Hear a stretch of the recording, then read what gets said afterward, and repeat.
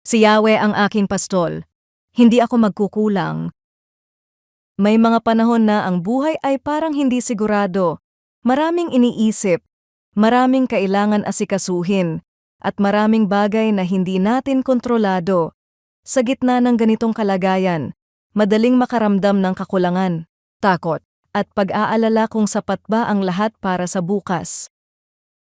Sa Psalm chapter 23, nagsisimula ang awit ni David sa isang malinaw na deklarasyon. Ang Panginoon ang kanyang pastol. Hindi ito simpleng poetic statement lamang, kundi isang pahayag ng buong pagtitiwala, tulad ng isang tupa na umaasa sa pastol para sa gabay, proteksyon, at provisyon. Kinikilala ni David na ang Diyos ang nag-aalaga sa kanyang buong buhay. Ang hindi ako magkukulang ay hindi nangangahulugang wala ng kakulangan sa material na bagay o walang pagsubok na darating. Sa halip, ito ay pagtitiwala na sa ilalim ng pangangalaga ng Diyos, walang tunay na pangangailangan ang hindi niya kayang tugunan ayon sa kanyang karunungan at sa tamang panahon. Minsan, ang pakiramdam ng kakulangan ay nanggagaling hindi sa tunay na kawalan, kundi sa hindi pagtitiwala na sapat ang Diyos.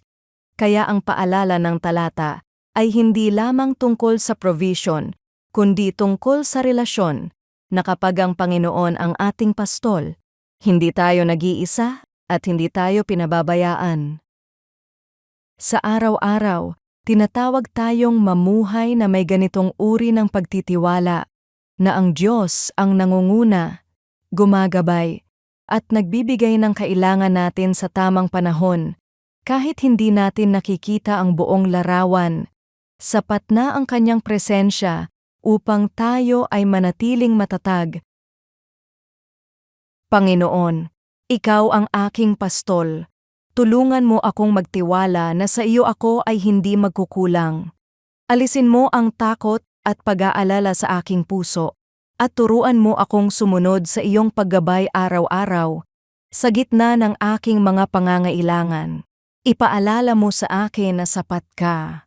At ikaw ang aking tunay na pinagmumula ng lahat. Sa pangalan ni Jesus. Amen.